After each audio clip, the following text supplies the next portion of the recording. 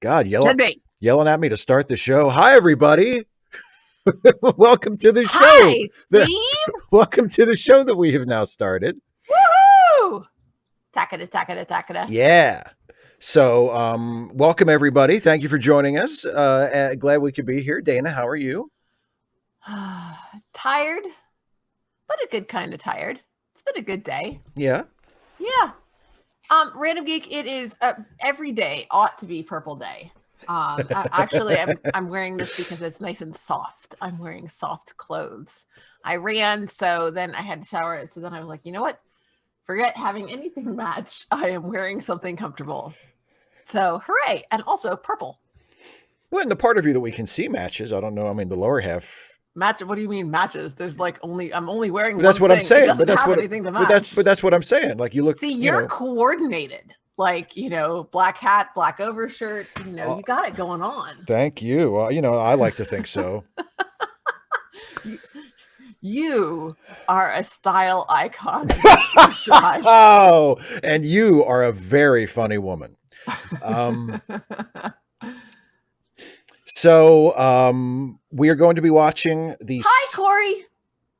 Sorry, That's I'm okay. sorry. I'm no, sorry. it's fine. It's fine. I'm so it's sorry. fine. It is. Actually, I'm not sorry. I was just going to say I question how sorry you actually are, but I appreciate it, and it's fine. We're going to be watching the 6th episode of Star Trek Deep Space Nine. We're going to start watching it just in a couple of minutes here. It is the episode Q-less, which is significant because it is the one and only appearance of Q in Star Trek Deep Space Nine, and the first appearance of Q outside of Star Trek The Next Generation. So it's a significant episode to the franchise. So I'll be interested to see what Dana thinks of it. And of course, what all of you who are watching along with us think of it, because that's the whole deal here. If you have not done so yet, go to Netflix or CBS All Access or wherever else you watch Deep Space Nine. Get your DVD or your VHS copy out and get cue your it up. DS9 going. Yeah, and cue it up right at the very beginning of yes. You said cue it up. Cue. Oh boy! Wow! I'm just. You're so good that you're like unintentionally good. I'm subconsciously good. That's how good it is. It doesn't even need a willful thought. But yeah, so cue up the episode. We're going to start at 0000. I was excited not yes. because of the Q thing, but also because Corey said that his kid just burst out laughing, and I'm just so excited that they're watching with kids, and that's just parents and kids doing things together just like warms the cockles of my cold, hardened, desiccated heart. 255 AD, yes, and anyone watching it on film projector as well. If you have a print of the episode, we're starting at the very beginning. Oh, opinions no one cares about mentions the last Ensign's log. Oh, where yes. we have Q. That's Q right. shows up. Yes. Dun, dun, dun. And Q shows up in the next one too, the one we just recorded over the weekend. No spoilers. No dude. spoilers. Jeez. No spoilers, but Q's in it. Our Q, not the same Q, but our Ensign's log version of Q. Apparently, there's more than one Q. Apparently, keep that in mind as well. Apparently, there is more than one Q. There's a whole Q-universe out there. Oh boy, now shit. I like that.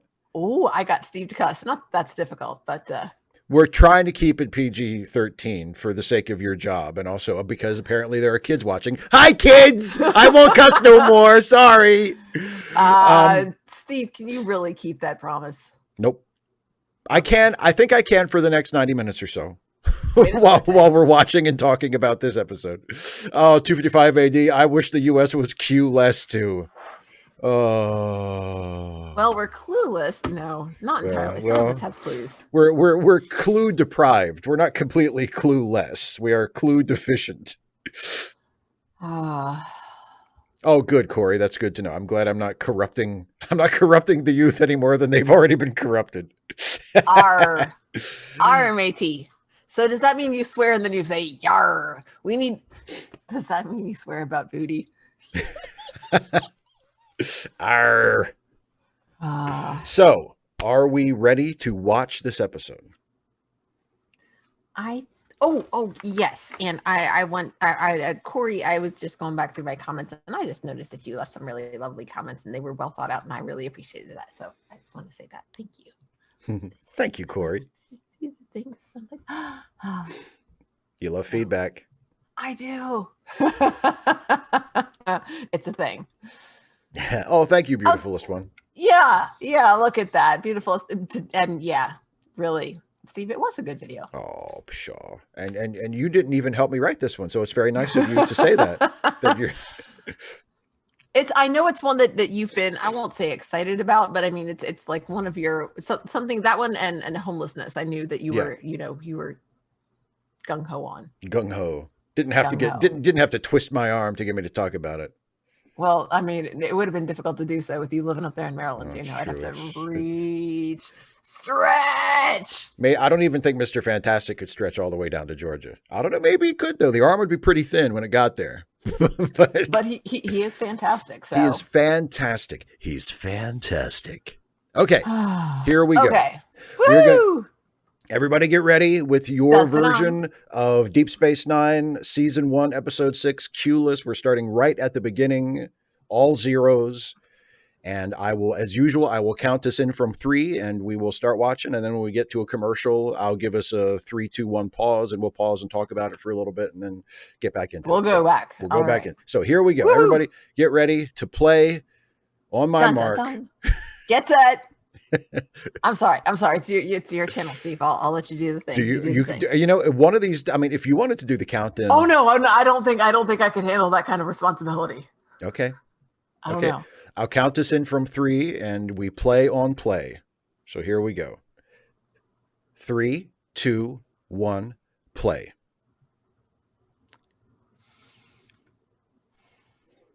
You are shitting me. Sorry. Now you're doing it. I'm a tiny bit behind because when I clicked play, it decided to load. I'm like a second behind. It's okay, fine. So it's cool. Fine. Okay. Yeah. Oh. Dig O'Brien in the background. Yeah, the great face, O'Brien. He's just like, uh-huh.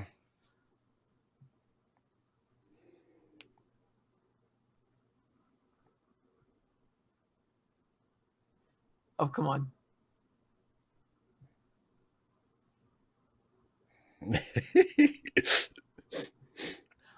I'm very curious about her because I mean she is like dressed up and he's in uniform. What is going on? Yeah.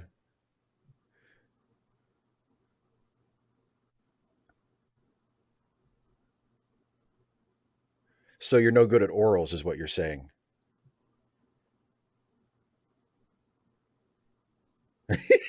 Well, apparently somebody else got it right.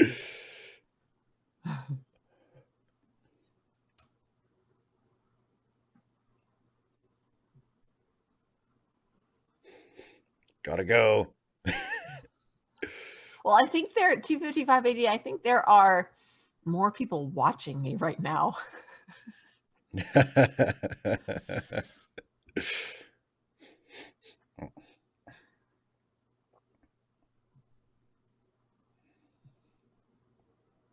And 255.80, it's more responsibility like in that condensed down into that time. I will say it is certainly less responsibility than handling an evacuation, but see, the thing is I've done that before. The countdown I haven't done. I think that's what.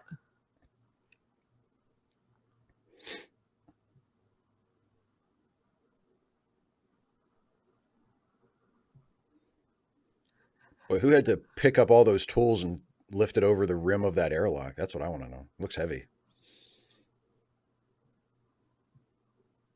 Sparkles. We know it's doing something. It's got to be Star Trek if there's lots of little lights.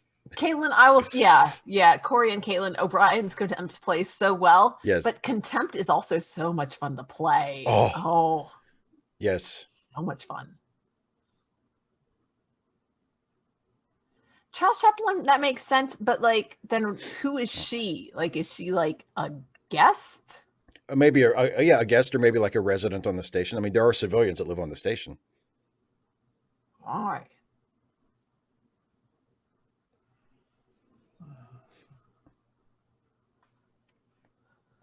These lights are blinking out of sequence, but they are blinking. What does that mean?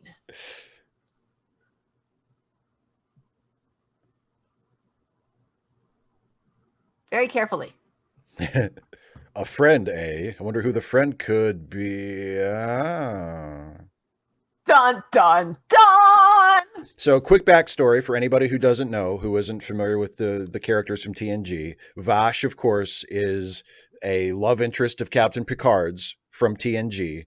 And in her second episode of TNG, that episode ends with her and Q going off into the universe on an adventure together.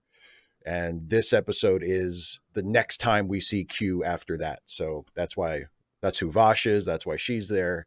And that's that's just why she's there? Well, that's why she's in this episode, because Q's the last time we saw Q, he was with Vash, and that's just sort of a nice entry point for, Okay. But anyway, that's who, if for anybody who doesn't know who Vash is.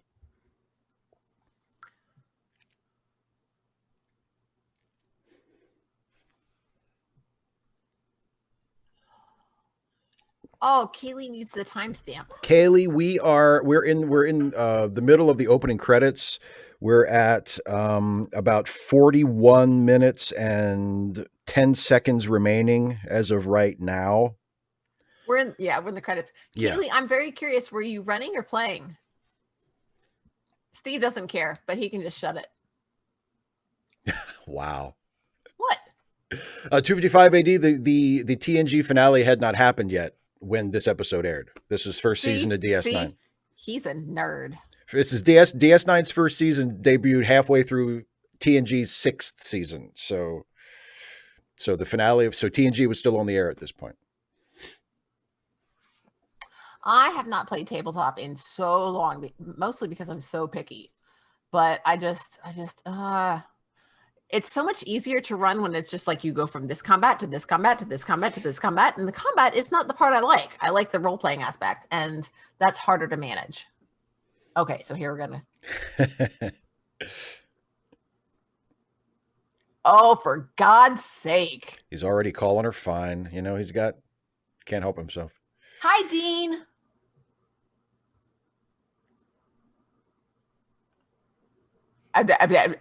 Wow. She's cute enough that he's going.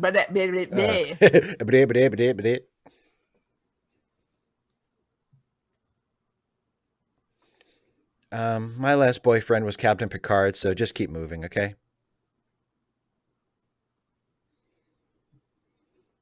ER Mixon's craziest theories.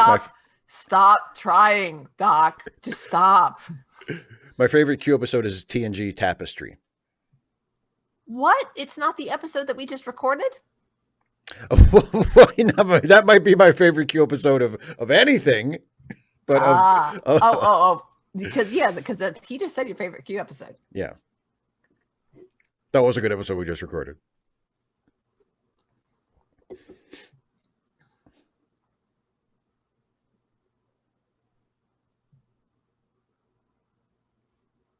I don't know, Benjamin.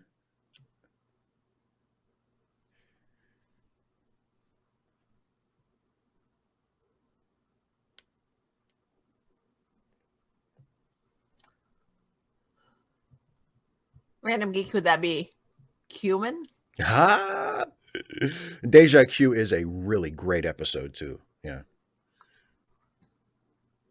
The Ass A Office? What the? Wow. How far up his butt does that stick go? Wow. That's just like, wow.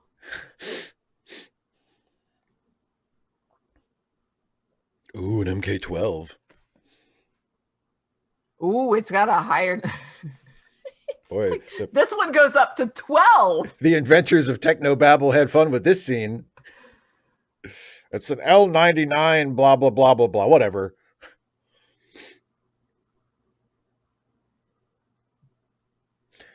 I love how they live on a space station in the future, and this guy is just hand weighing stuff and estimating it by sight instead of having like the computer scan it or weigh it or whatever. Like he's just eyeballing. He's just eyeballing it.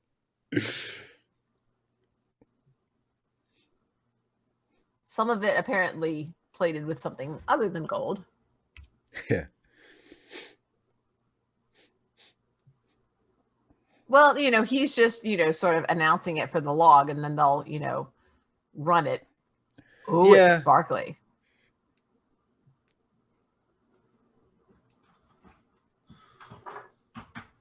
Lord Jav, Lord Javi, I have not played that. I'm not sure who you were asking. If he's asking me, you know the answer to that.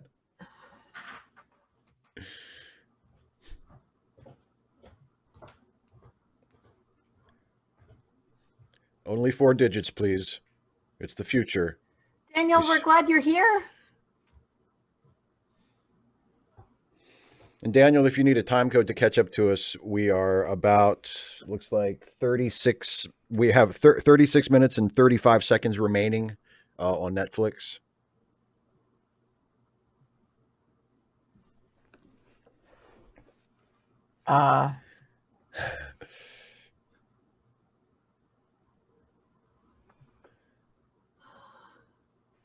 Loretta, maybe he was having fun, and that's just what fun looks like for him. That's him having fun. he just has one of those unfortunate faces. He has resting glum face. Don't you love it when they just talk in sync? I'm still digging that jacket. I'd love that jacket. It's a cool jacket. It really is. Although, if like I forgot like that, I would have to get a replica of that jacket because the arms would be way too short. It's kind of like, it's not just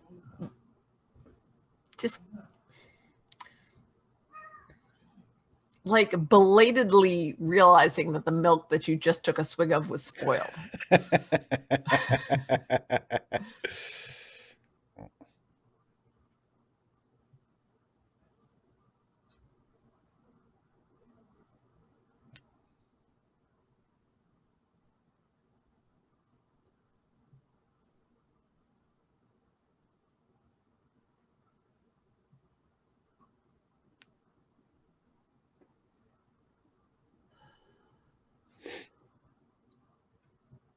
You just listed a bunch of stuff wrong with it.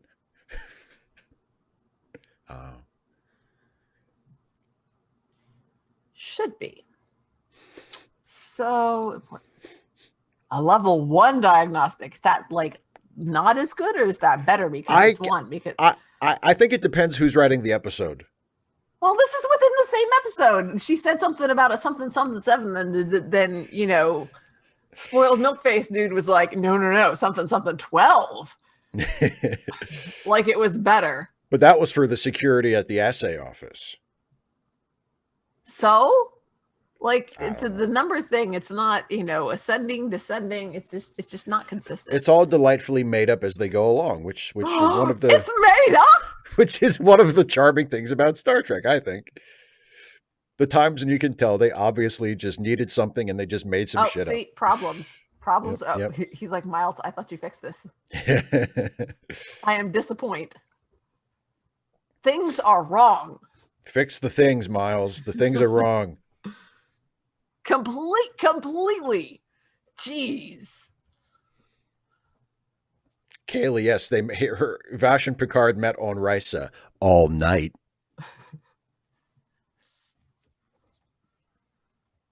Dun dun dun. Push in. Show me the face. Oh! Okay. 3, 2, 1, pause. And for people who need a time code, I'm paused at 33:21 remaining. In the darkness. In the darkness. Actually, I'm just starting to fade back up after the end of the break. But anyway, so we know that Q is about, but he hasn't really done anything yet. And you like Vash's jacket. Huh? No. Quark's jacket, the one I've mentioned. Quark's jacket. Which is why Quark is like little. Yeah. So like the sleeves would be like this on me. They'd be like 3. Yeah, they captured him and then he get it away. So Yeah, and Daniel Balfour says, if the characters sound like they know what they're talking about, then surely they must know what they're talking about, right? Well, yeah. That was part of my Absolutely. lesson today. Legitimately, we were looking up articles on database. What is Julian's creep score? On what scale? Like from 1 to 10? Yeah, I don't have a creep scale. There's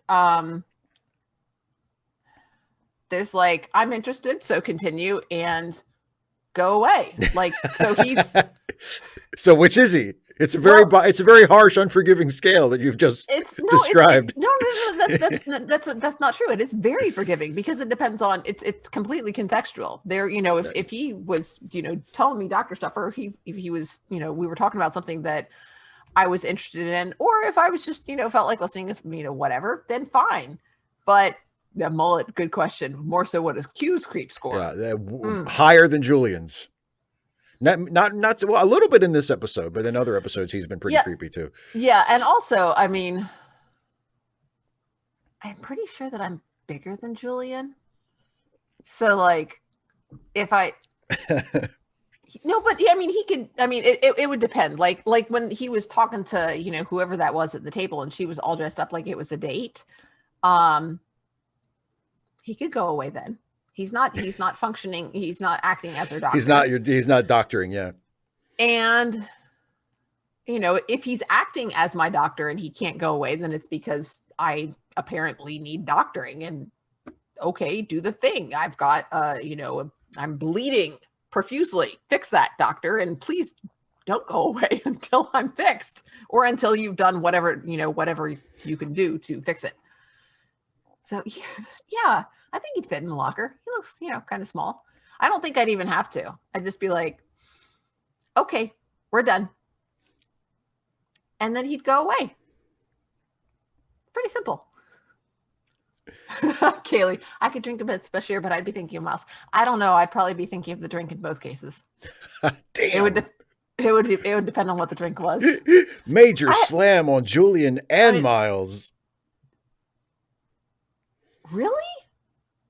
Bashir is tall? Yeah, let me look up and see how tall he doesn't carry himself like he's tall. Like, I was thinking he was like 5'9". Really? Yeah, he doesn't. I don't know. I guess we don't really see him next to the other actors. I was going to say maybe he looks small next to Cisco or something, but like Avery Brooks is 6'1", so they're basically the same height. Yeah, Avery, he's also, more broad shoulders as well. But and he is also slight in build, so I guess I just assumed he was smaller. But I'd wear heels just to be certain. Just so you can have just a little bit of height on him. A little edge. I'd pull a Batman, Batman on Superman. Yeah. Be like, Clark, and Clark's like, if you can cheat, so can I. If we're both cheating, then it's fair, right? It's not really cheating. Exactly. It's an even playing field. Yeah, 255 AD. If like, I mean, he's kind of the doctor. He's kind of the doctor for, like, I guess he can't be the doctor for everybody there. That's an awful lot of people. Like, he can't be every kind of doctor for everybody there. They got to have other medical personnel, you would think. But I don't know. And yeah, 255 AD actors. Well, not only that, but what's reported isn't always accurate. I remember because William Goldman has a great bit about that, and I think it's Adventures in the Screen Trade, where somebody comes up to him and says, "Look, I know something that you're going to want to know," and he's like at this hotel, and he's like, "Sylvester Stallone is about to get out of the pool," and William Goldman is like, he knows that actors, especially dudes, wear lifts in their shoes all the time. Oh, yeah. And he says he has even known of some who have lifts that they wear in their socks. Oh, my God. And he says, but he still hasn't figured out anybody who has found a way to hide lifts on bare feet. He wanted to see how tall Stallone really was. Loretta, I'm not body shaming him Exactly. What I'm saying is that I could use my height and build as a way to intimidate him into leaving me alone if I wanted to. Yeah. So you're not shaming him, you're intimidating him. Exactly. So there's a difference. And possibly giving my mannerisms, terrifying him. Yeah. Whatever it takes, really, to get him to leave you alone. I mean, if you're not into it, you're not into it, you know? Yeah. Yes. Opinions no one cares about. Stallone is known for being short. Yes. And there's nothing wrong with, and that's one of the things that bothers me about it. The whole lifts and standing on boxes and stuff, and then the whole one person walking on a ditch or one person walking on like a platform, so the guy looks tall. I mean, for me as a tall woman, it's frustrating as well, because it's like it. Go ahead. To be fair, a lot of that is due to, sort of weird hangups about, well, men are supposed to be tall. Exactly. But not all of it, because there are some practical reasons for wanting your actors to be at least of somewhat comparable height. If you're framing a 2-shot, and because they used Apple boxes a lot in the X-Files, because David Duchovny and Gillian Anderson are so different in height, and they would have her on a box so that when they did a 2-shot, it didn't have to, it wasn't like, Scully's head down here and Mulder's head up here, or such a wide shot that, you couldn't. So there is a certain amount of that is practical, but there is also a lot of silliness and sort of, Right. But they don't do it to make her taller than him. Oh no, I mean, they use it to never happens. No, they use it to make them more comparable for a shot. But yeah, and I don't know of any instance where it was, unless that was being done specifically for some kind of effect, to make the she's woman tall, higher. He's shorter than her. Right, yeah, exactly. Whatever. Yeah. And Loretta Reyes says, if it's for self-protection, bring it on. Self-protection is more about just getting what I want. I'll be honest, 255 AD, I will say, asks if tall women get pissed off if you call them Amazonians or Amazons. My brother does that to his wife sometimes. It depends on the woman, how often she's heard it, if it's used instead of her name. And a lot of it's going to be, her prior experience, and the context in which you say it. I've heard it. Don't care. I like Wonder Woman. So, there you go. Yeah. So she's tall. What are you going to do? She is. She's tall. And in my version of her, she is buff. Yeah. Your version sounds a lot like the Darwin Cook's New Frontier version of her, because not only she's not only muscular in that, but she's also, she's established quite clearly as being taller than Superman. Yeah. Yeah. And built like a tank. Yeah. So. Yeah.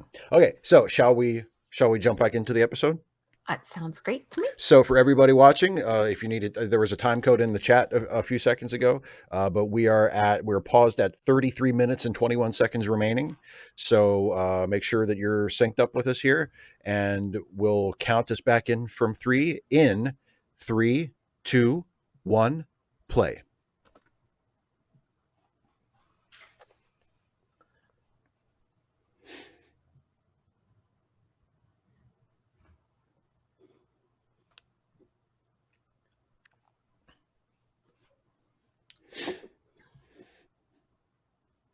Don't bother me with it.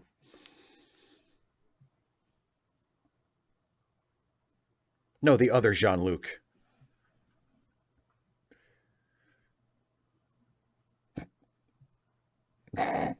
No comment from O'Brien.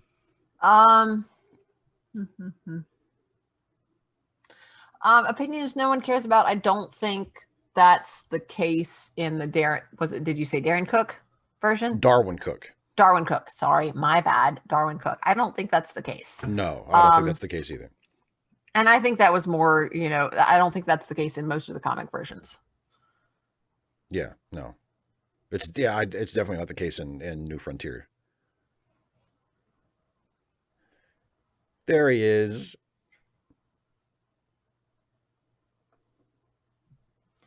And self-righteous is better than self-important. It really is, That's true.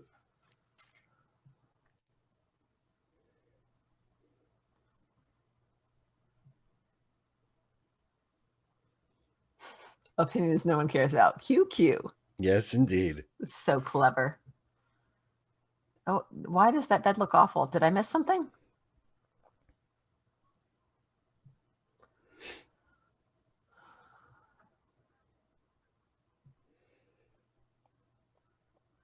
It looks like an RV mattress. It's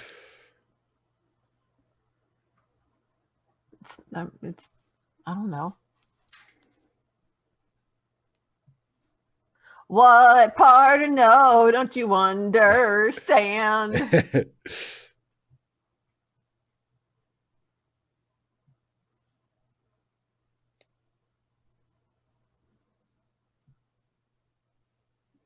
But now it's over.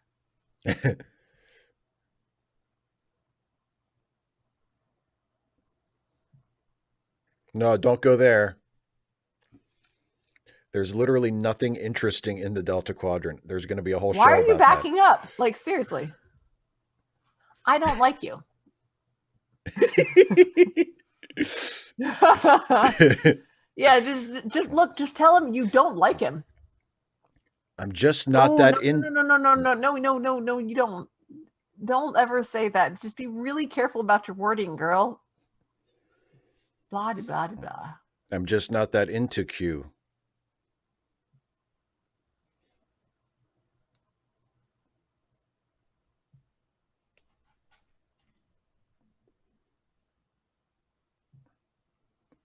I'm working on it.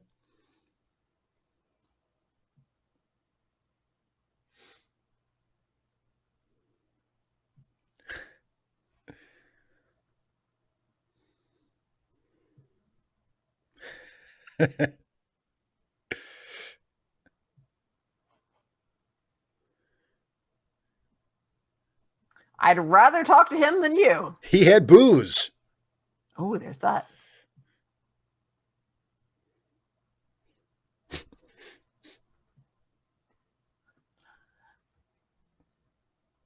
Random geek, yes, Bon Jovi.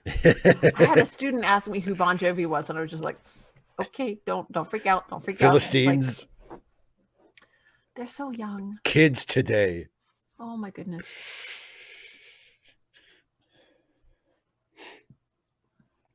Mullet, yes, Guinan gave Q the spooky hands.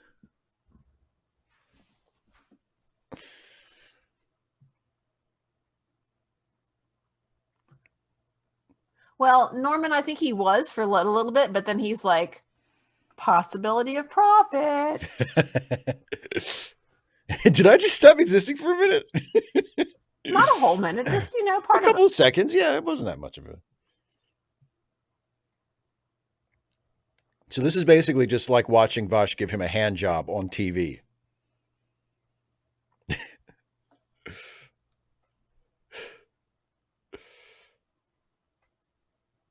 Not how it works.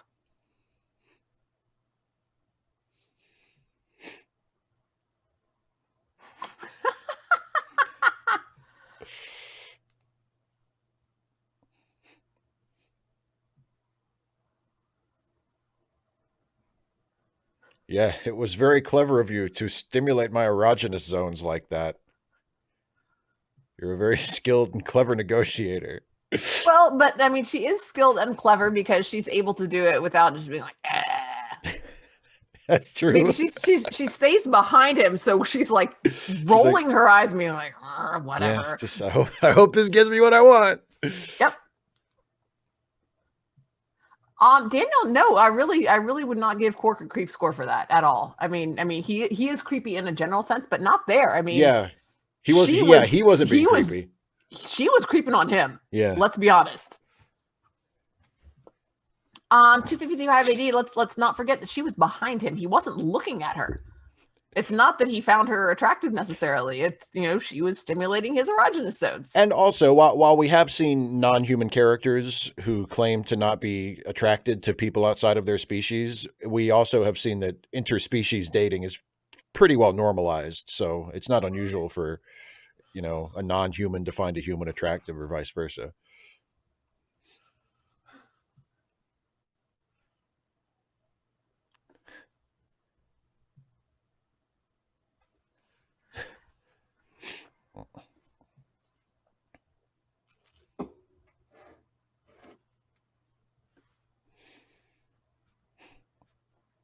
Reminder that they're in space. Oh, the pan. Oh, the pan. Oh, the pan of it all.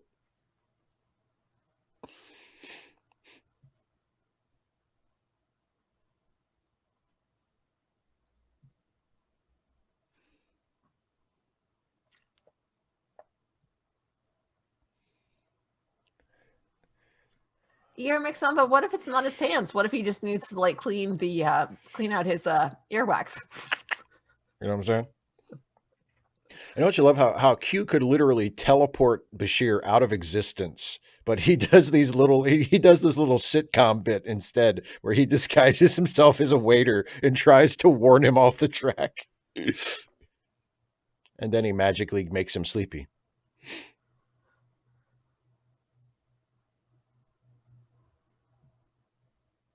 I don't like you. Uh-oh. Oh, lovely, some random geek.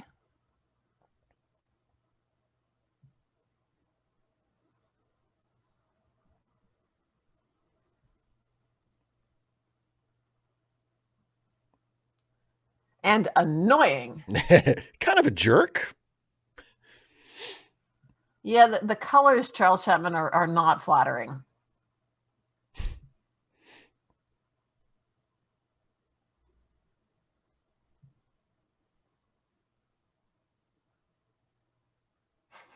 Chris Kringle, I love that depiction of Q. Like, okay, get down. There we go. All right.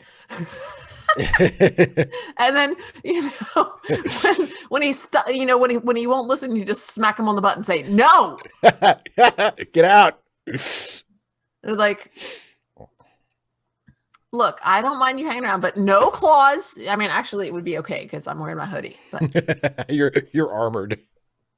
I am armored.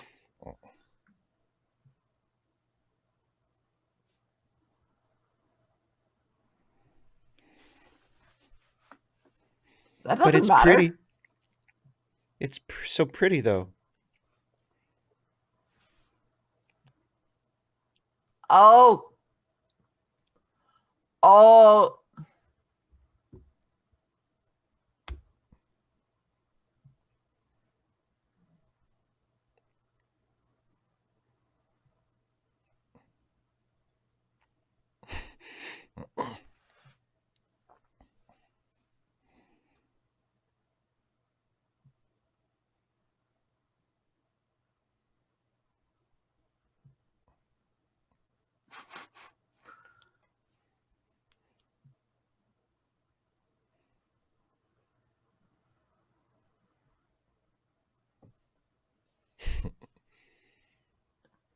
'Opinions no one cares about, and it sparkles. God.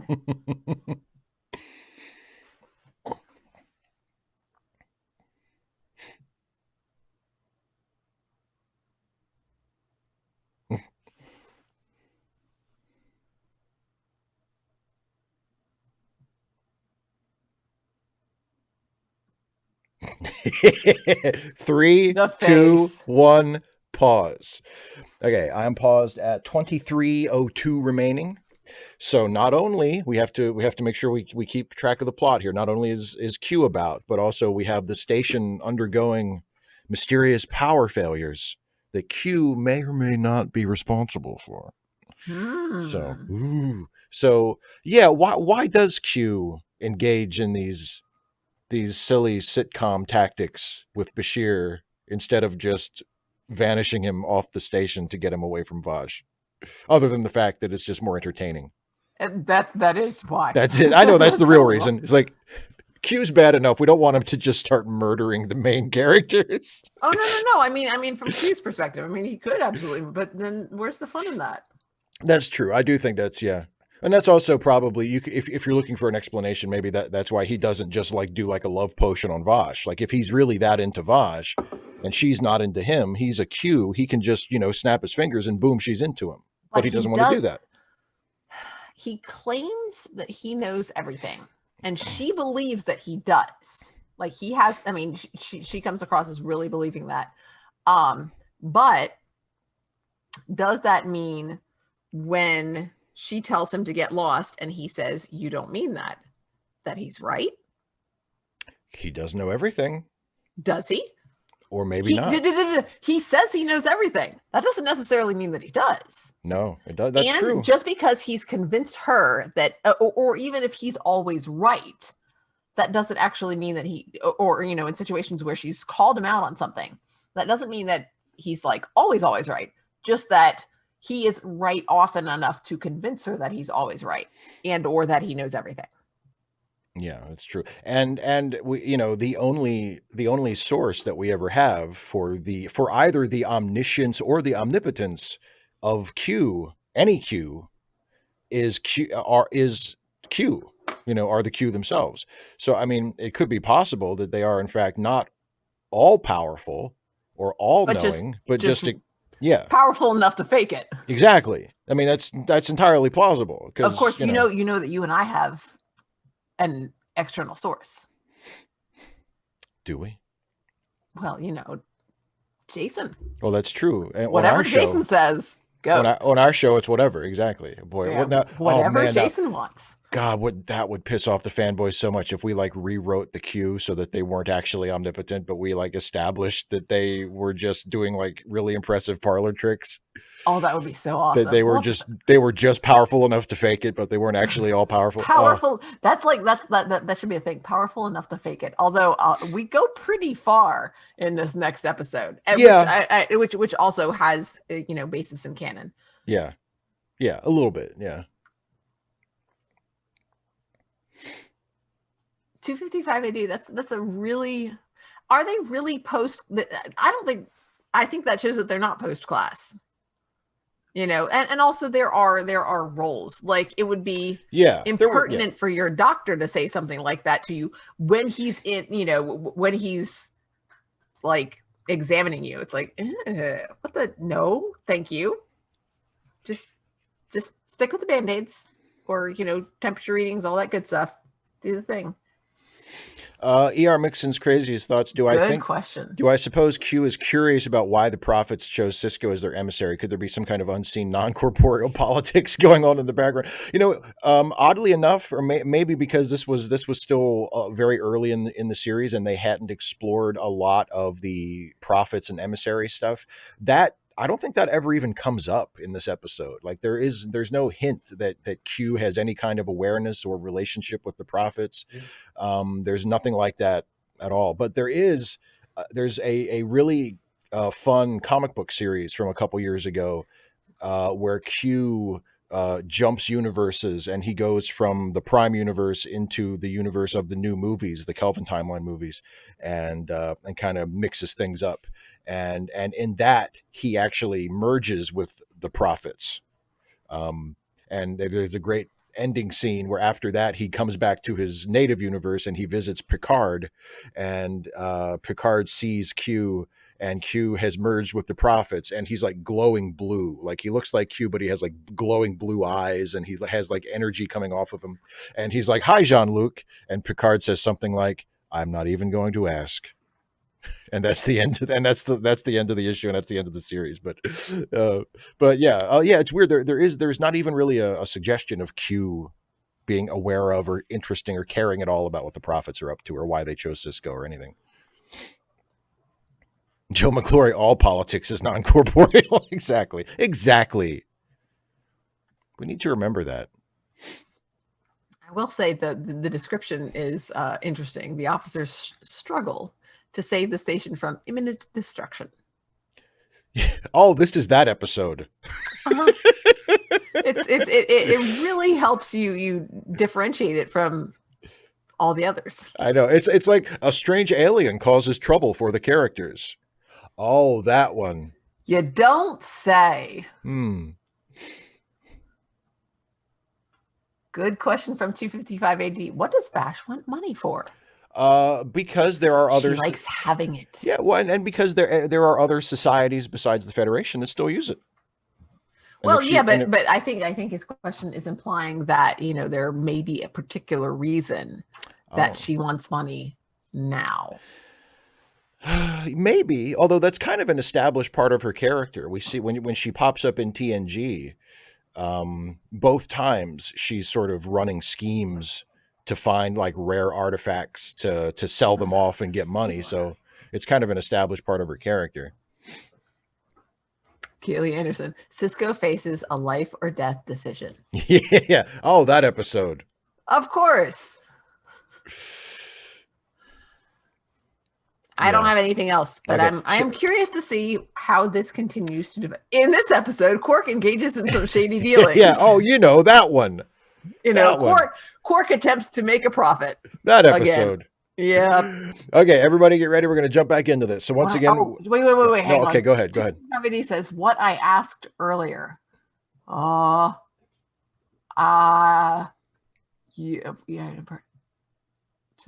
Waiter. I'm so... I don't know. I don't know. You're going to have to be more specific than that in whatever it is and tag me. I'm so sorry. Joe says she doesn't need the money. She just likes stealing and selling. Yeah, it's for the love of the game, really. Yeah. You know? She's like Han Solo. Yeah, exactly. Except cuter. Major slam on the beds are super thin and the pillows look like solid triangles. So I'm like, it's a space bed. Yeah, exactly. Well, I mean, and she says she slept in tents. I mean, I think somebody else said it looks like an RV mattress. I'm like, I've slept on that. Yeah. It's not the worst. It's not that bad. No. It's my 2020 one of my 2020 mantras. Just remember, it could always be worse. And honestly, it could be way worse than a thin mattress. So much worse. For real. Yeah. Okay. Shall we? Shall we jump? God, what if Q brought Chump back? Q would be worse. Q isn't evil. Oh, fair. He's mischievous and devious and amoral, but he's not evil. He's not immoral. He's amoral. He's amoral. Exactly. All right, everybody. So once again, we're paused at 23:02 remaining. We're gonna get back into the next segment of the episode. I'll count us into it. We're gonna get into it. I got my pizza. Let's down. Go. All right. Come on. All right. Counting us in from 3. 3, 2, 1, play. And Azalea Jane says Q is chaotic neutral, and yes. Do you know what that means? Please tell me you know what I looked it up because there's a joke. There's a joke with that line in the video that I put up today. But it wasn't in reference to Q, it was in reference to Mr. Mixius Pidlick. Oh yes, very much so. Same, very similar characters. Very similar characters. Yeah.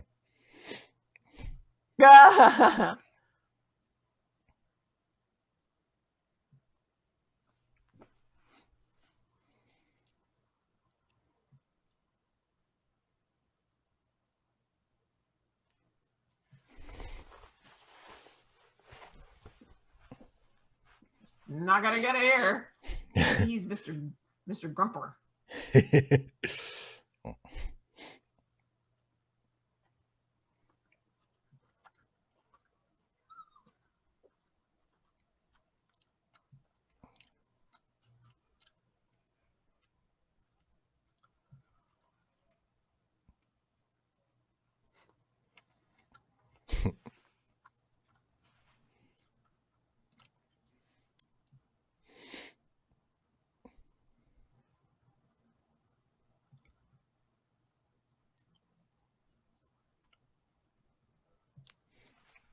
Okay, iconic moment coming up here.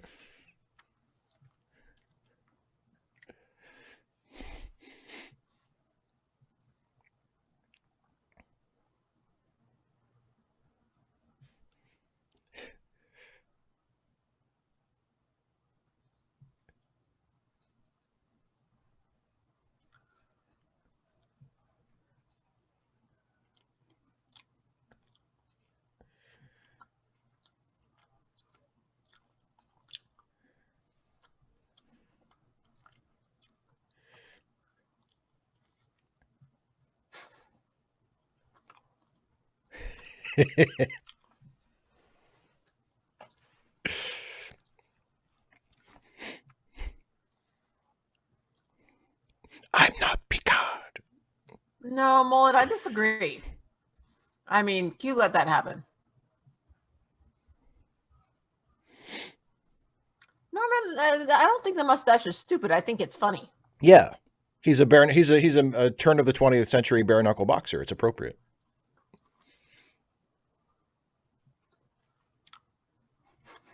Oh, look, another person who has drunk spoiled milk by accident. Every couple of minutes, apparently. I mean, 255 AD asks if the people in the crowd were brainwashed or something. I mean, do they even exist? Yeah, was that even really them, or were they just characters in the fantasy? Yeah.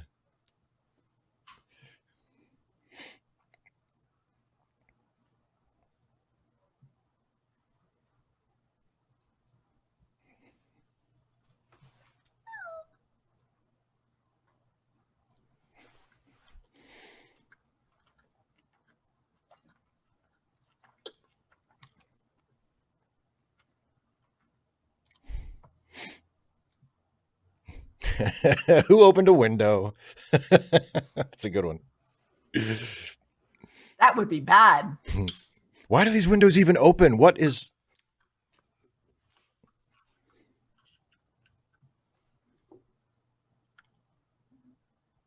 Oh, and you had one conversation with him? It's not nearly showy enough, and it doesn't direct all the attention to him. Right, there you go. I mean, come on.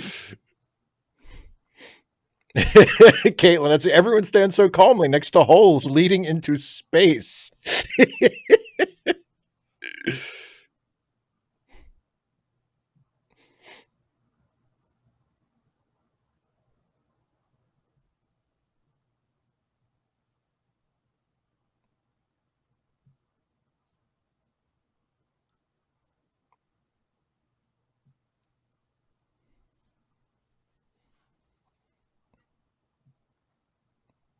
I select them.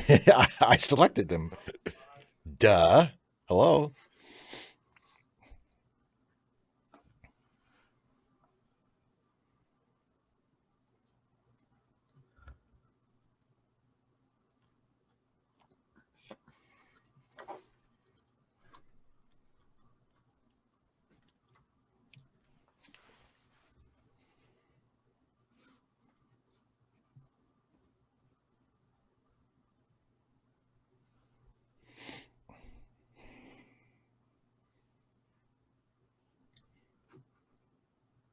You have your work and nothing more. The man's obsessed. No, something. The man is driven. Well, you got to have one of those.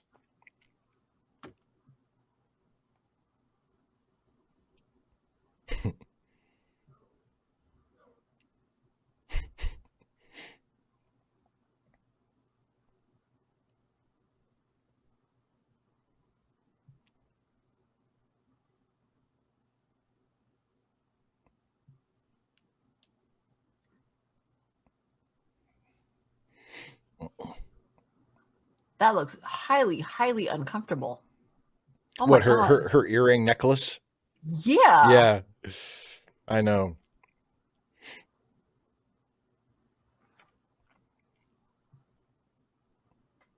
Oh no, space alopecia.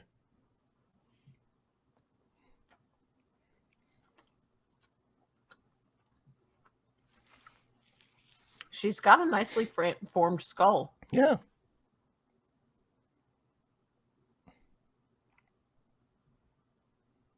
Space leprosy. Oh no.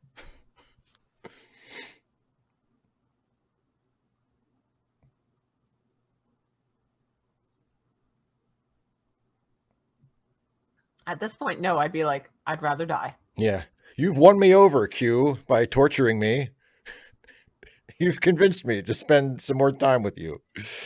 Keely Anderson, yeah, I absolutely agree. Those earrings look like they would be just, I mean, just let it play. Yes, yeah. Sir.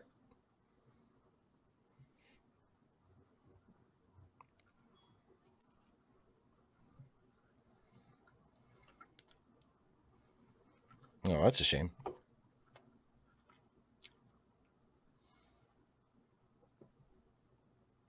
The sensors aren't sensitive enough?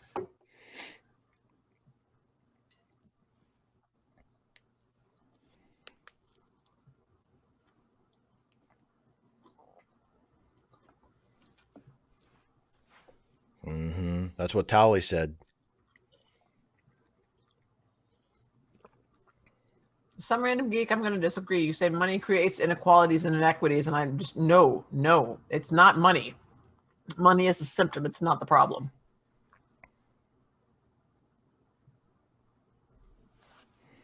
Yep, she's the cute one. Opinions no one cares about. Station log as usual. Everything's going wrong and we're all going to die. Exactly.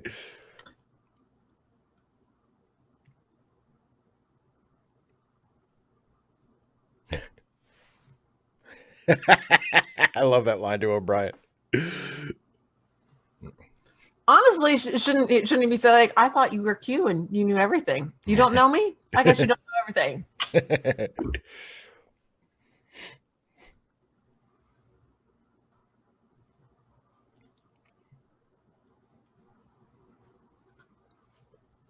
Woo!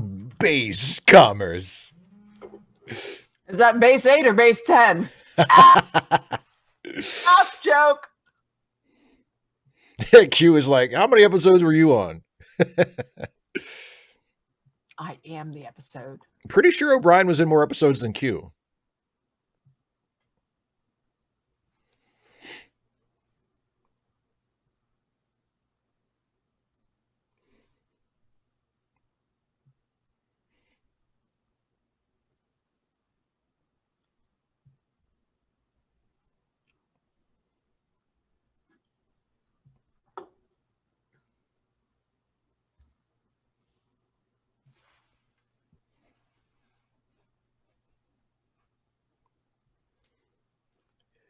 And a straw.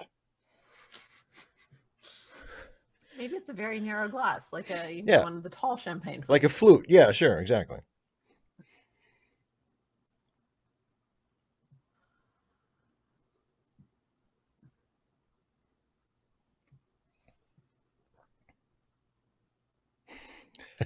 Oh.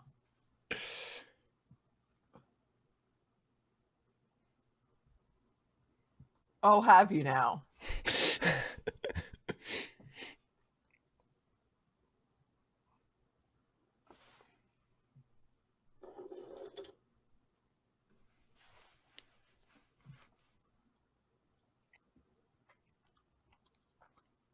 In a tent. Maybe a yurt. Mr. Croup, a curly straw. Woohoo! Look, watch.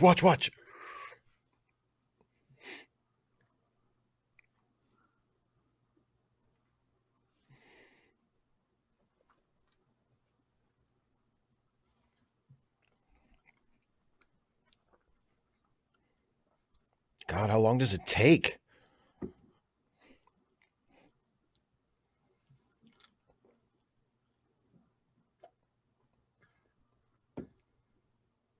It doesn't seem to be working all that well. But it looks blue.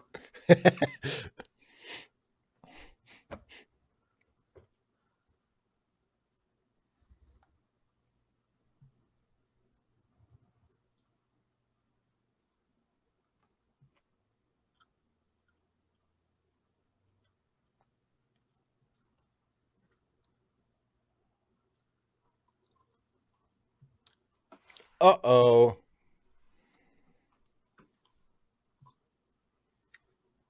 Exactly, Norman.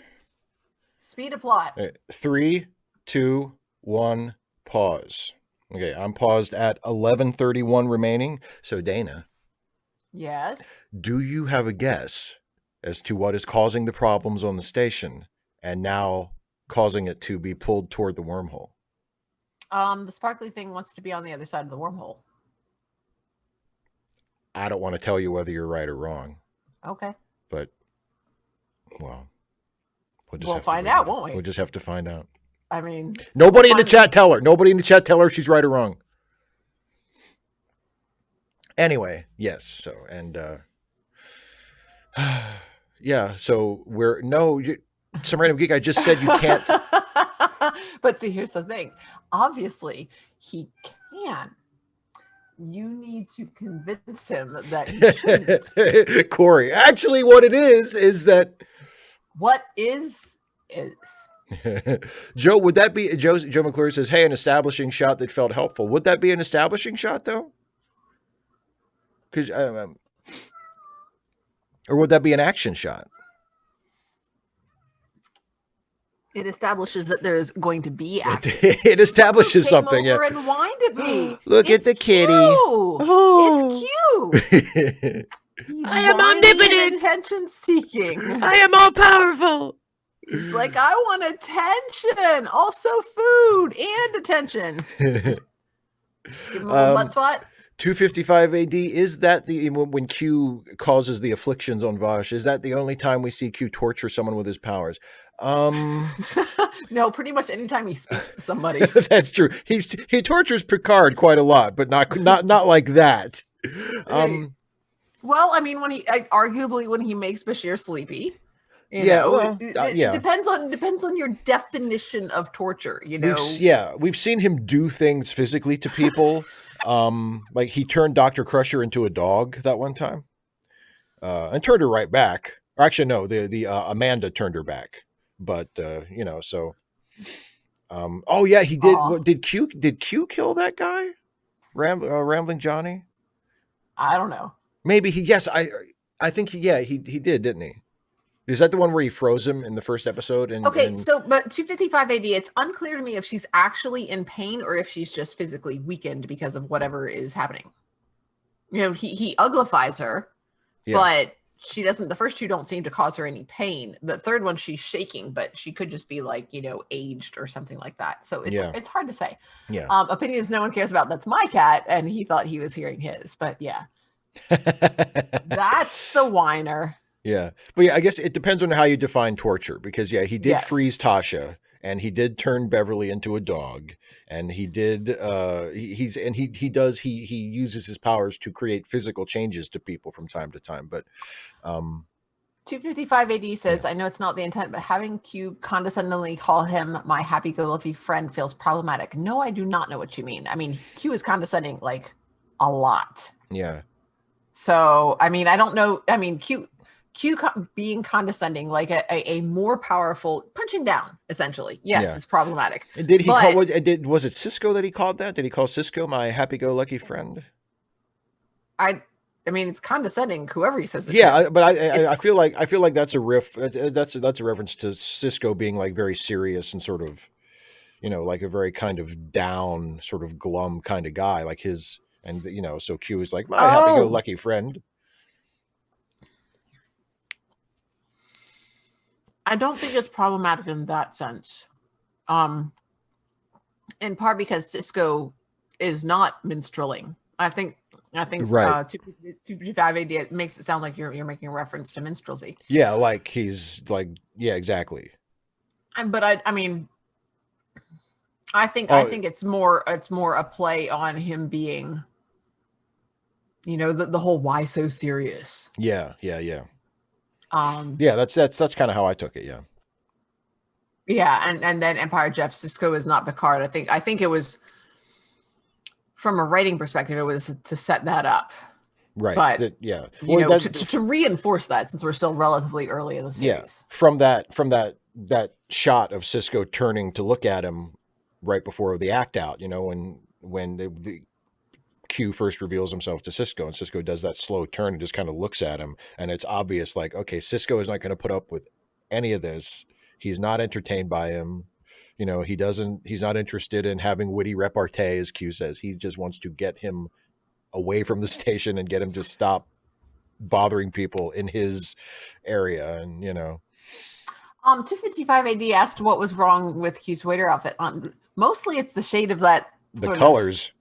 The reddish color I didn't mind as much, but just the mustardy bit, just not. I don't think that's a good. I can't think of, I can't think where that would be a good color. Maybe on a goblin, some sort of lizardy type thing, it would be okay. But for clothes, no. It's just not a flattering color for any sort of human or human-ish. Nope. It's ugly. It's ugly. Beautifulest one says, I never understood why the Q are so popular among Star Trek fans. The Q we see the most has always seemed dangerous to me.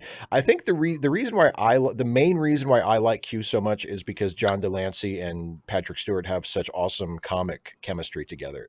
I mean, the banter between Q and Picard is almost can't miss, and because of the performers, and because after the first couple episodes, the writers really dialed it in and got what that was, and were able to do that really well.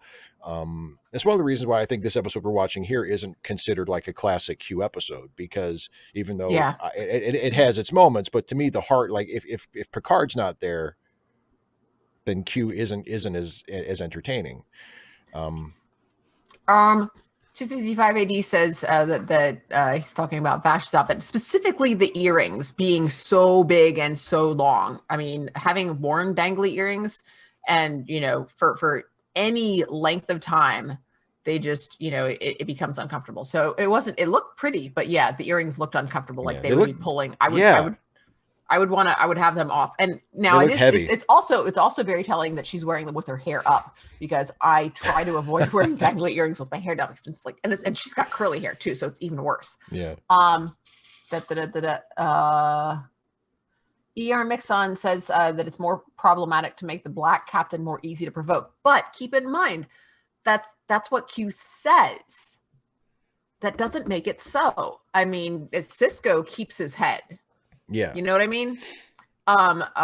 Just because Q says it, and we've established that Q is very powerful, does not mean A, that he's all powerful, or B, that he's always telling the truth. That's for sure. Yeah. And also, that scene aside, Dean Sturgis, yes, yeah. I was like, maybe it's just like space magic. It's the future. Space magic. Yeah, it's the future, Yeah. And yeah, Caitlin points out, like, other characters say Sisko has a bad temper early on, but I think if you watch him throughout the series, and I think even in the first season, like I don't think he comes across as like a hot-headed, short-tempered, angry black man stereotype. I think he definitely yells more than Picard does throughout the series. Well, I mean, Picard yells sometimes too. When the plot calls for it. When the plot calls for it, and when he has to give like a big speech in the First Contact, where he has to go all Moby Dick on the Borg. But I don't think it's accurate to. I don't think they really fall into that trap with Sisko, is what I'm trying to say. I think we do see him get angry, we do see him raise his voice and yell at people, but I don't think he is ever like, scary, angry black guy stereotype.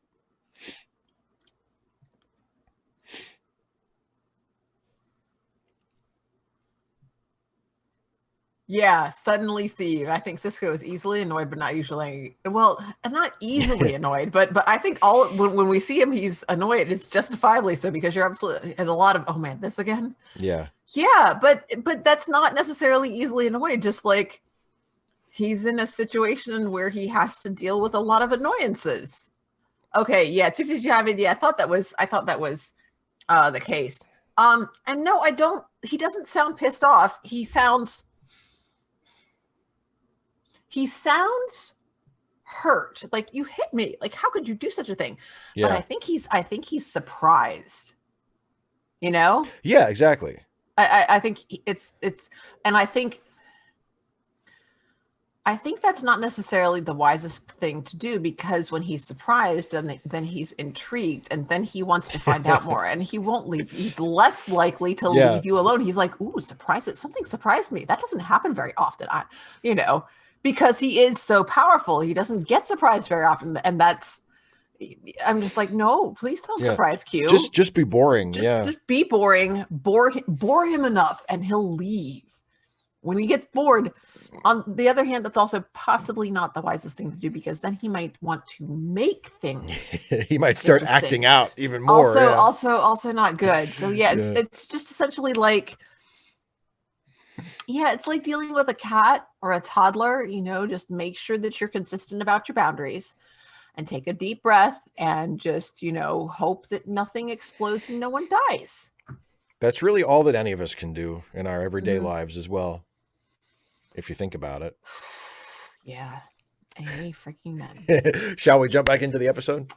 Yes, let's. Let's do okay. Once again, everybody watching along with us, which hopefully is everybody, we're paused at 11:31 remaining, Woohoo! and we're going to get back into this episode. I will count this in from 3. Everybody get ready, and 3, 2, 1, play. Ooh, another pan, but it's a fast pan, so you can tell they're moving. They're moving away. Do you mean 25580? I assume you mean Vash. Is he? Has he been an abuser to Johnny Cash? He better not. Don't you hurt Johnny Cash, Q.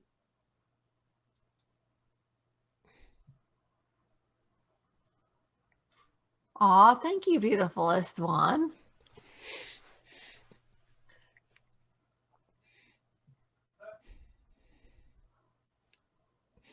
Oh, no, no, no, no, honey, honey.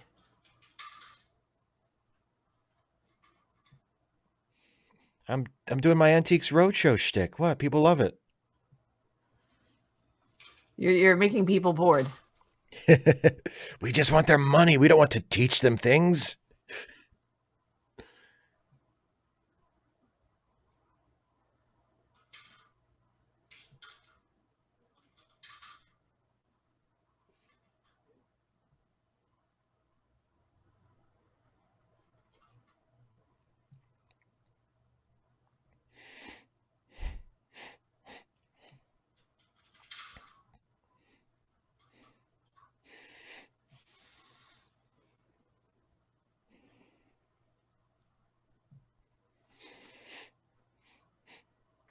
Oh, thank you, Rob German and Random Geek. I did not know that was the amount of delay. Good to know. Well, Daniel Balfour, it's not just the Ferengi. It's like apparently everybody. Everybody. And keep in mind, Quark said he chose them because they were rich and stupid. Yes. Or that he that he thinks of him that way. Yeah.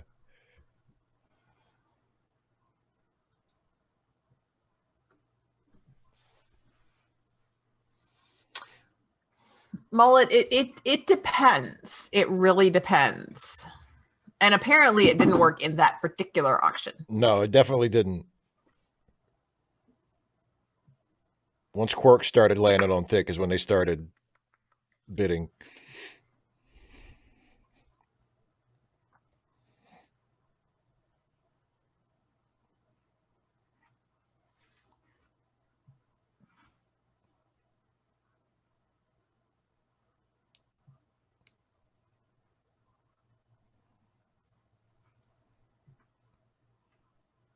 I'll drink to that. Yeah, Caitlin.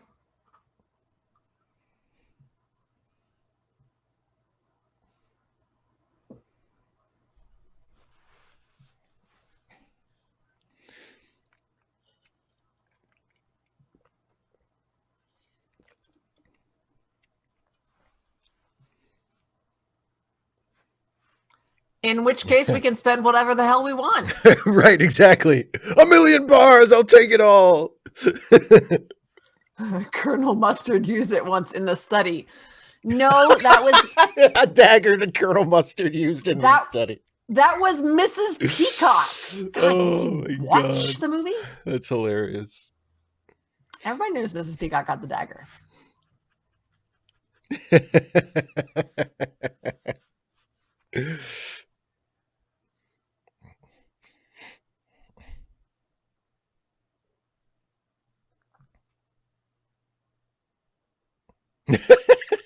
See, exactly. I love his smile. He's like, I'm really anxious to see this.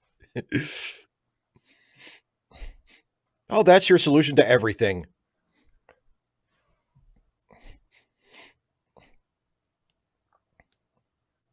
Yeah, but we wouldn't be dead now. Live life to the fullest in those 4 years, baby.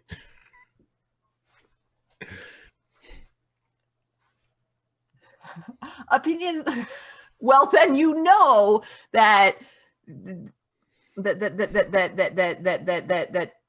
Peacock got the knife. I love the specificity of that too. It's my 4th favorite movie of all time. Yeah, we're all very. I don't know. Maybe Steve doesn't care because it's Steve. I But don't, but I'll pretend I do. Yeah, but you're just not that good an actor. And no offense. You wound Dun, me. dun, dun! You wound me. I would if I had that knife. Ah! In the study?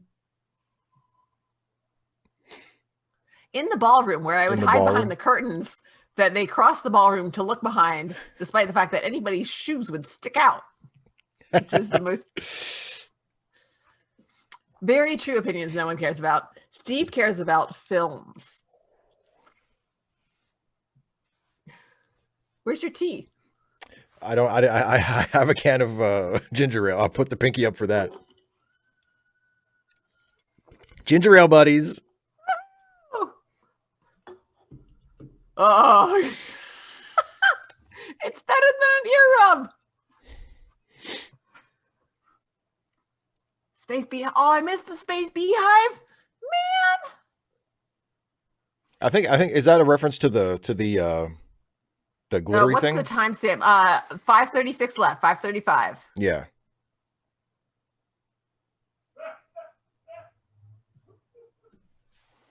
Oh, stop trolling the auction queue. Come on. Making different kind of scans in dramatic tones. Boy, is it ever. Scan intently. Exactly. Hey. Loretta Quirk gonna die rich at least. Maybe I would die a happy man. Look at him. He's so happy. He's going to start drooling.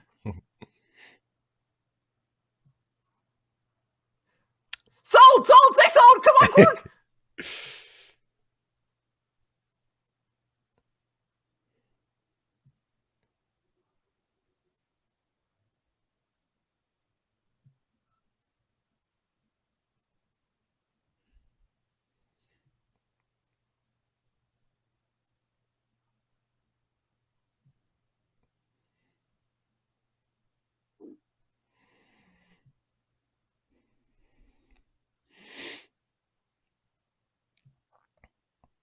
Oh. Ooh. Now, what they should have done. It's a space butterfly.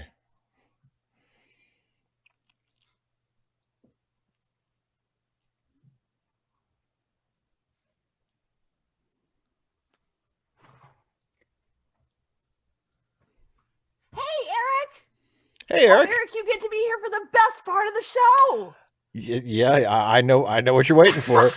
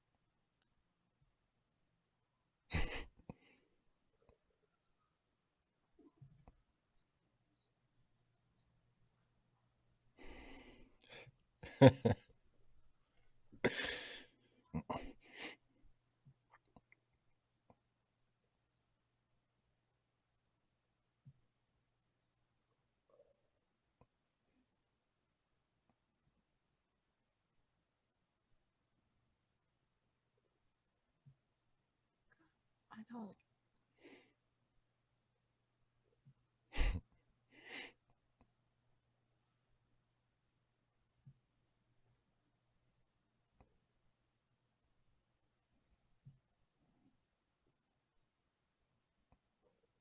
Won't that make it more interesting? I mean, why do you want everything to be the same? That sounds dull.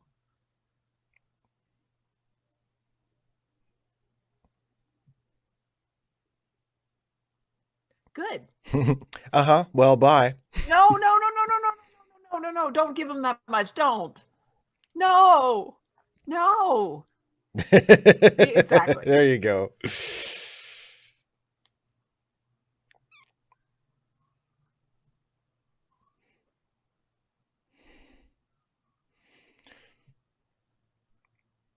Morn.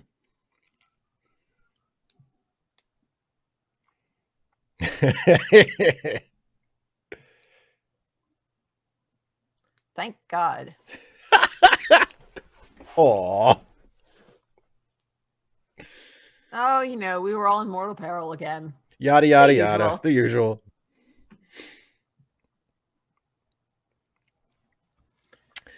And the beauty shot. Well.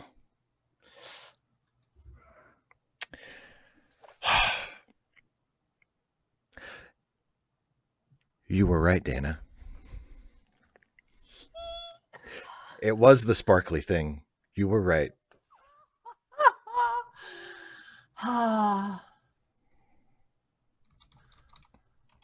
just kind of bask in it for a second. That's cool. Oh, no. It might be a few seconds. It might be a few seconds. I'm gonna enjoy this. It's so nice. So nice. Yeah, but Joe, it was only a little bit of poison.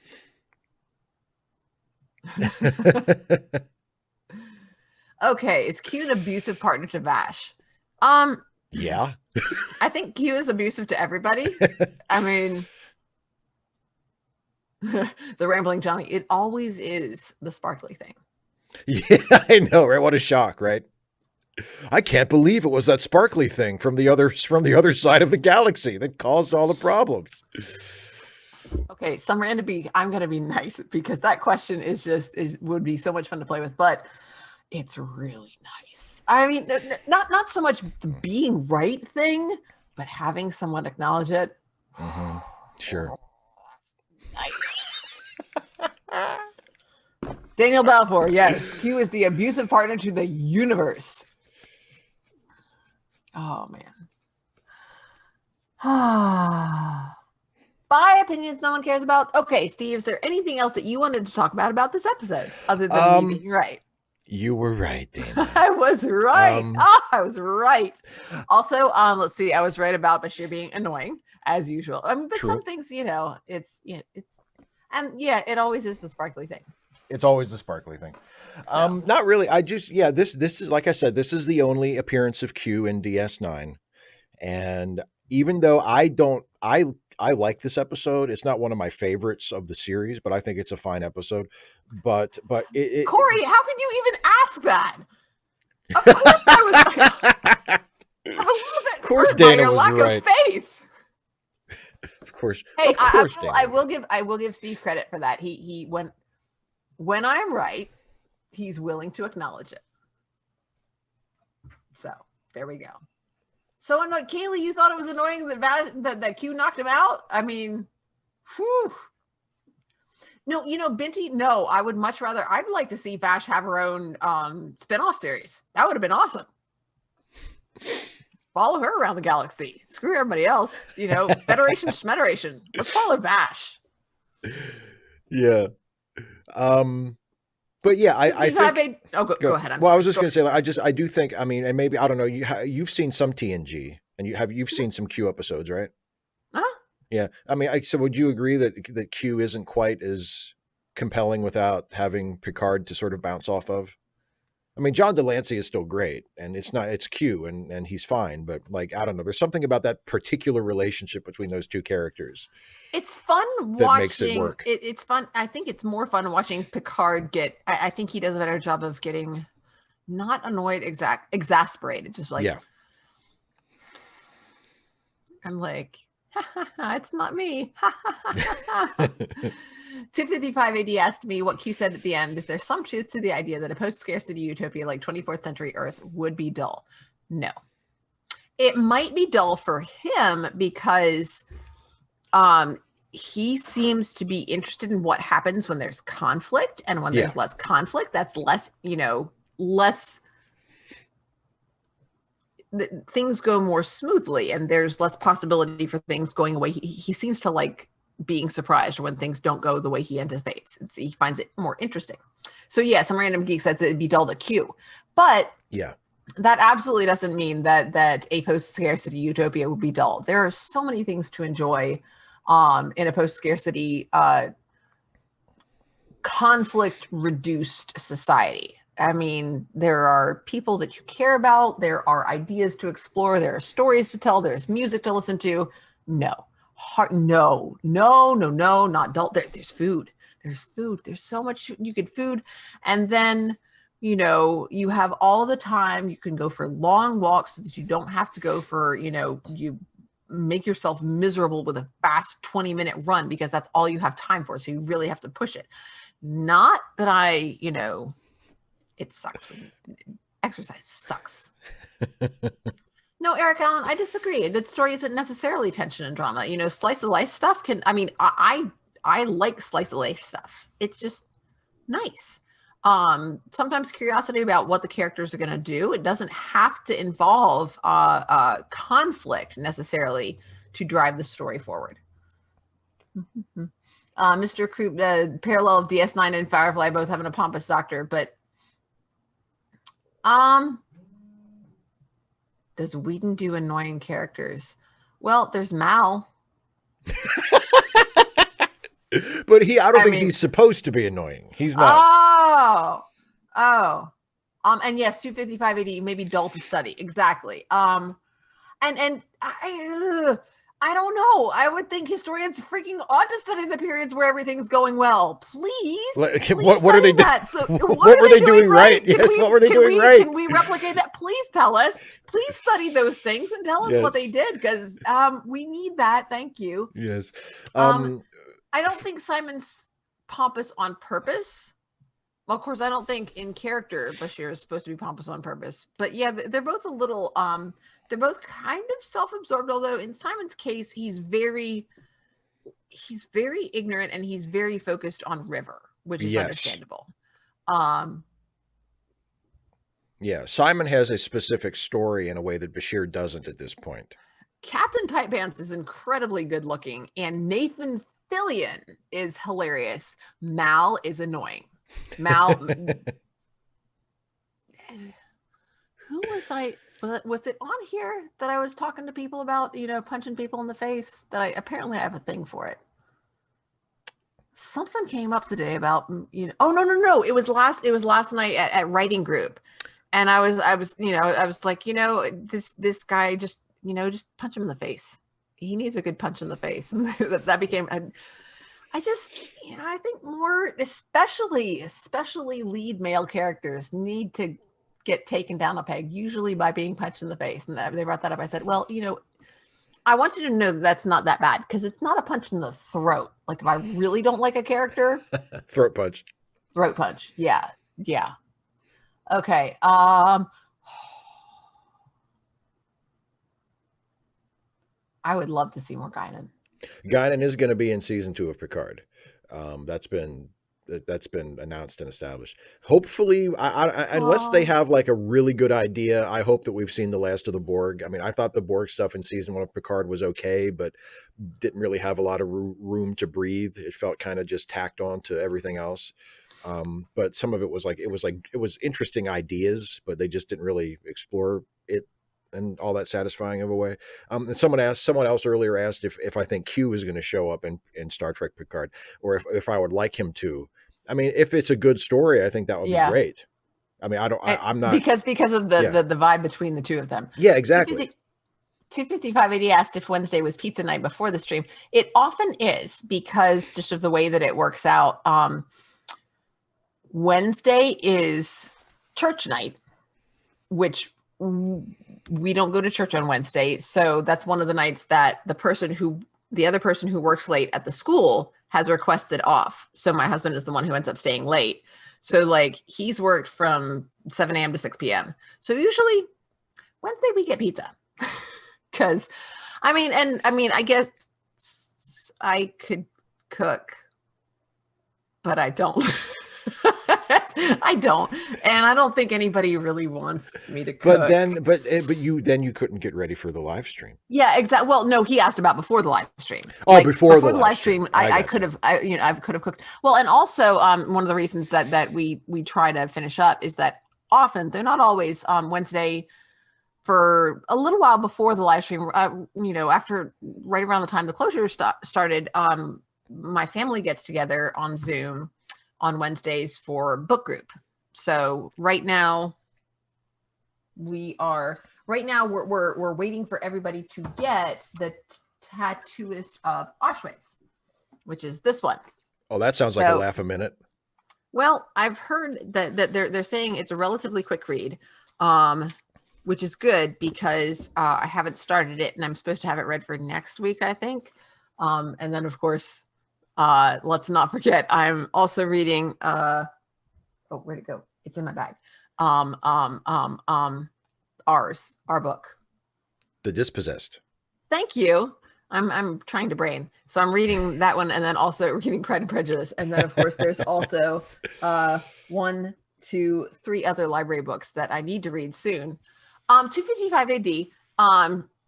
It's not just red states, but often it's like a midweek Bible study, choir practice, get together at church, maybe dinner sometimes. It's but pretty common. It's pretty common, and I think it's because it's like sort of halfway in between the week. It's like your midweek religiosity pick me up.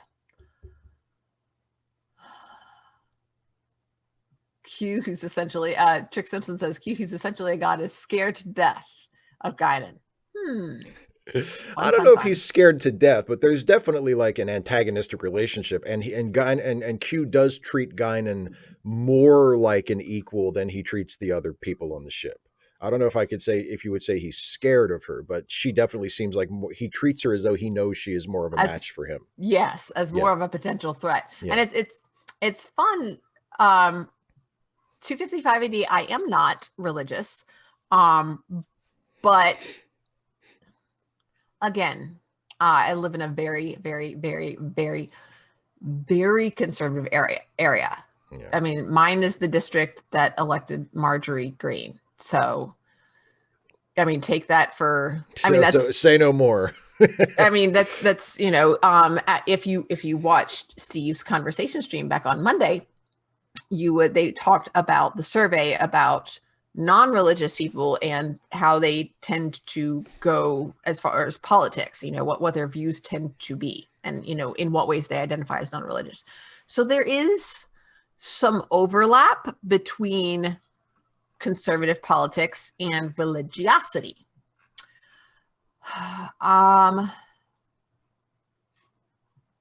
Norman, I think that would, he says, ask her to resign now. Norman, I think that would be a waste of my time. I am planning to write letters to Biden and Harris, and I'm sort of thinking about what I want to ask them to prioritize. I know that universal health care is going to be right up there towards the top of the list, but that is literally on my, one of the things that I want to do tomorrow. But yeah, I think there's so much to do that it's very important to think about what's most important to us and how we prioritize, because I can't do it all. I can't do all the things that I want to. Yeah. Well, and it's even with that letter, like you can't write a book, detailing every single thing you'd like the president to do. Okay. So 255 AD, either my husband or the other woman that he works with stays late at school to take care of the kids whose parents, work late or whatever. So she is asked to always have Wednesdays off from staying late so that she can go to church.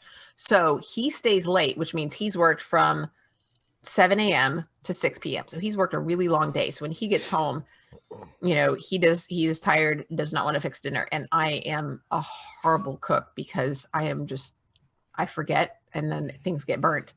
And I get frustrated. I'm very impatient. I'm just not it. I don't like it. And I just don't know. Like he'll make soup and I'll have cereal. If I make soup, I'll burn the soup. I have literally burned a boiled egg. It's just because I'll be like, oh crap, I put something on to cook. Yeah, you just forgot it was there, and the microwave that we have now will beep 5 times and then it will stop beeping. Like it's like, okay, you didn't hear it, you're screwed now. That's the timer. And the microwave we'd had years and years ago would just keep beeping. So that was nice because then I had to do it. Trick Simpson asks, is she in? Yeah, she represents my area. I don't know if she's actually in my area, but she's your member of Congress. I mean, she is my member of Congress. E.R. Mixon's Craziest Theories says since we dislike the character, we should both take it as a writing challenge to do a serious Damian Wayne fanfic. How would you fix the character to work for you, Dana? I think you fixed that character just perfectly in your story. Oh yeah, E.R. Mixon. Yeah, we read that. I had he's fixed. We fixed him. There's a Steve read the story in live stream. So if you could go back through his videos, you can find it. Yeah. Seriously, Dana fixed him good. I'm all about the fic. I really am. That's what inspires me with ideas. It doesn't always make me want to write. Very, very, very little makes me want to write. But it gives you ideas for stories. Feedback makes me like writing. But yeah, it gives me ideas for stories. I'm like, well, that could have been so much better if they did this. And then I'm like, oh God, now I've got a story idea. Will somebody else please write this? So I have an idea. Could you write this? Yeah. Oh gosh. Charles Chapman asked if I killed him. I mean, depends. We're getting into definitions of. He might. Yeah. Well, he did. He's not going to make it far enough to be Robin. We'll just put it that way. That's for sure. Yeah. Not even close. You should go back and watch the live streams. Yeah, especially. Plus, it's a good story. Aside from just the Damien. It's a really good story. It's a really good story, and especially the last part that Dana reads herself. It's a really good story. Yeah, I think the whole thing's a good story. So. Because you wrote the whole thing. The whole thing is a good story, but your reading of the last part specifically I think is really good.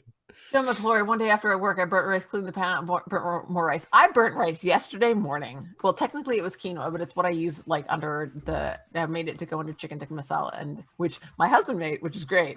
But the rice I made, and I burned it. I've burned rice before. It's actually not that hard to burn rice. I mean, it really is. And you just forget. Turn the heat up too high, leave it on too long. I mean, left it on too long. I did everything right, and then I forgot about it. Yeah, that's what I did. It can happen. Yeah.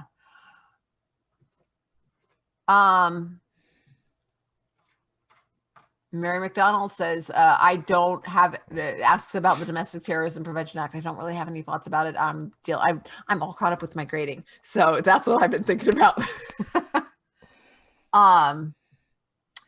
255 AD, Steve asks if Steve would support ranked choice if Trump's party splits the GOP vote. I will say that's, that would be good. If they split the vote, that's good. For us. Yeah, I know, but like literally being from Georgia, that was one of the things we were talking about. Like if we had ranked choice voting last year, yes, we would not have gotten. Yeah, because I guarantee you the Libertarians would have put the Republicans as their next choices before they choose the Democrats. Yeah, and I mentioned that in my video today. That I mean, for the answer to the question is yes, I would still support it, because I don't support it because I think it would make it easier for us to win elections. Although in a lot of cases, I think it would. But even if it wouldn't, I just think it's a better system. And that's why I would support it. And E.R. Mixon says, how would I make him a good Robin? I wouldn't. Batman has a perfectly good Robin named Tim Drake. So if I was writing that era of Batman, then Tim would be Robin. Yeah, it's 255 AD. That's one of the challenges of democracy, and I would argue of anarchy, is that part of what it means to be ruled by to live in a society.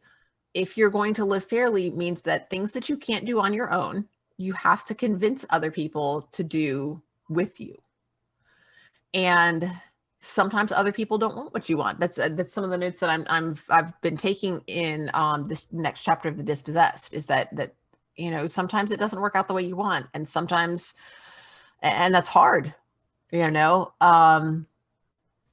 Norman Bookwald, I am glad that you love ranked choice voting. There was something, Dean Sturgis, you're still grading. I'm sorry that it's not fun. Yes. And I'm sorry that you don't want to read more reports. I would encourage you, and I don't know if you have the opportunity to, how much leeway and freedom you have to craft your assessments. I enjoy reading the assignments that I give students. What is harder for me is putting numbers on them and say, you know what I mean? That sort of evaluation, when I'm giving them feedback and also having to do it quickly for a lot of students, and do it in what I feel is a timely fashion. That puts a lot of pressure on me that I put on myself. But yeah, putting the numbers to it, it's just, 255 AD. I think our society is so unjust, it's okay to game the system to get good results. I'm somewhat ambivalent about that, because if we can game the system, so can other people. And other people got more money than I do, which means they're probably going to be able to game the system better than I can. Yeah. Well, and you know, the point I make in the video I put up today is like the progressives have lost plenty of elections under the current system too. Mm-hmm. You know what I mean? Like it's I think ranked choice is better because I think it simplifies the system. I think it makes it far more likely that the winner will have gotten a majority of the votes, which I think is a good idea. It cuts out the need to have separate runoff elections at a different date with possibly a very different electorate. I mean, I just think it's a better system. And if that, and yeah, it might mean that the left loses some elections that it might otherwise have won under first past the post. But like I say, we lose elections now. Like, to me, that's not the point. We're still going to have it, whatever the voting system is, we're still going to have to win elections. Yeah. You know? Honestly, as a tabletop role player, y'all, come on. Anybody else who's played tabletop has been with a rules lawyer and knows you can game any system. Like you can munchkin anything. You can min max if you just have to know what you're doing. So Loretta, I think that was an ask for me. Do my students parrot their parents' conservative politics and social views? It's hard to say, honestly, because I usually don't. The ones that I hear about are the ones who discuss, usually in their writing, not just like to me in person, discuss believing something different than what their parents do. So for the ones who are parroting conservative political views, it may not necessarily be their parents. I mean, it could be their peers, the surrounding community, other people that they look up to. I mean, it's all over. And some random geek, I will point out that min-maxing does not only apply to combat. You can min-max in many, many, many, many, many different ways, depending on the system. Some systems are set up only for combat anyways. But yeah, I'm sorry, I'm boring Steve. No, it's fine. Actually, no, I'm not sorry that I'm boring Steve. You can just deal with it. You're not boring me.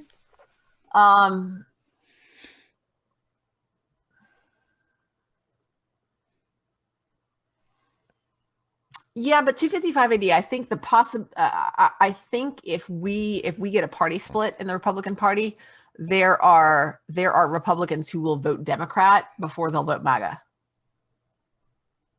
I think that's a good way to swing the Republican Party more towards the center and pull the Democratic Party more towards the left. And honestly, I think it's just as likely that under a ranked choice system, a lot of far leftists who are incredibly difficult to convince to just vote for the goddamn Democrat would be more willing to vote for the Democratic candidate as their second choice if they could vote for a more progressive candidate as their first choice. So then we would get those votes. I mean, I don't think that you could say like, well, the MAGA party and the Republicans would, the vote would split, but they would still get those votes because of ranked choice. I mean, I don't think that's necessarily the only way it could go. Loretta, I absolutely agree that Democrats are centrist. That's why I'm talking about, it pulling the Republicans more towards the center, and likewise the Democrats further away from the center on the other direction.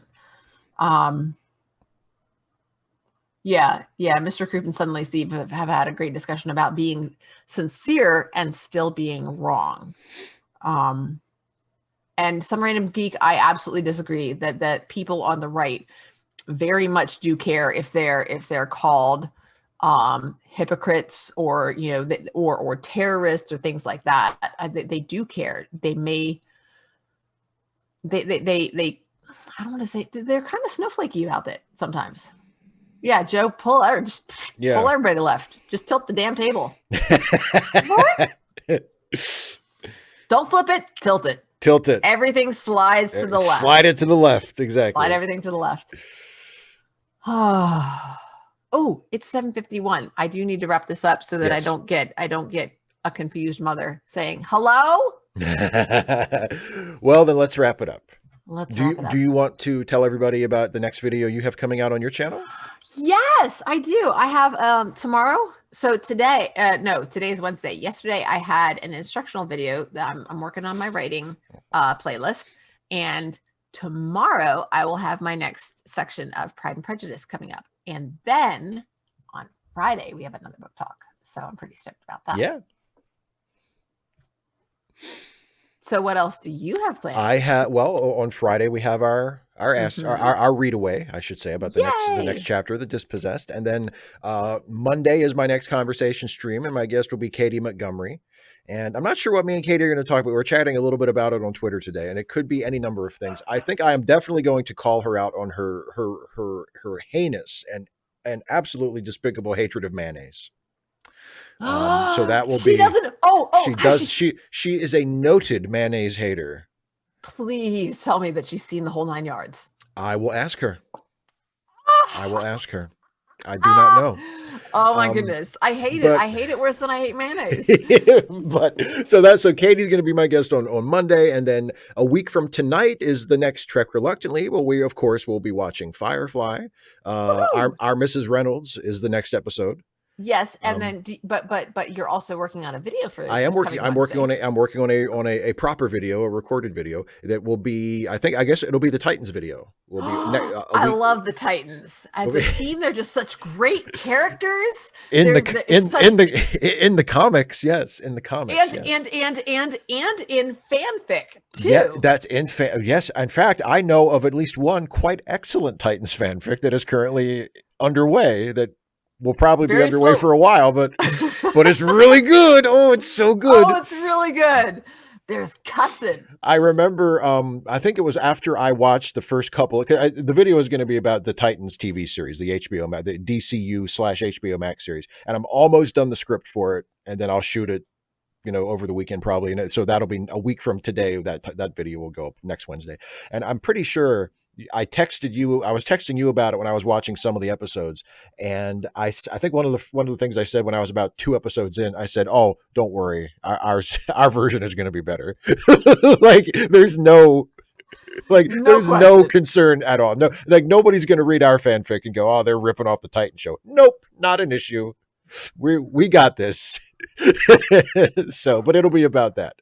Thank you, Chick Simpson. But I will say, if you watched the recorded Monday video with the comment responses, yes, I am a sucker for comments. So if anybody watches videos, I would love for you to just leave me saying, "Hey, I thought this was absolute crap," and that will just make me so happy. Because we respond to a couple of those comments even in the video. That's true. Philip Kehoe, you're watching Doom Patrol. Yes, not obviously right now. Not right now, but yeah, I've finished season 1, and I might start season 2 tonight after we get through with this because I haven't started season 2. But Doom Patrol is awesome.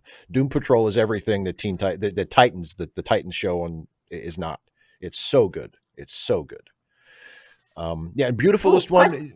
Do you mean Krav Maga? You mean the martial art practiced by a certain dog who is now no longer a character on the Stuffy videos? Krav Maga. It's an Israeli martial art. And question: is Doom Patrol better than a certain fanfic Titans? Is Doom Patrol better than our Titans fanfic? I think I like our Titans fanfic better. Oh, okay. All right. You're still my friend. Thank you. Yes. But Doom Patrol is really, really good. Especially Cliff. aka Robot Man. He's my favorite Some random character. geek is asking about the patron hangout. Is that this? Yes. Is that this Sunday? It's this Sunday, the final Sunday and the final day of the month. So yes, the 31st. So right. the Patreon hangout is this Sunday, and all the other videos I mentioned before are coming up. And the link to Dana's YouTube channel is in the description of this video. For anyone who hasn't subscribed to her channel yet, please subscribe to Dana's channel. It's awesome. She makes great videos. Blah blah blah blah blah, and leave me comments. Even if And, you don't subscribe, and that's leave fine. comments. Leave comment. Even if you don't subscribe, leave her comment. Anyway, we have to go. Thank you all so much for watching and watching along with us. And we'll see you again next week. Woohoo! Bye, everybody. Have a good night. Bye. Da, da, da.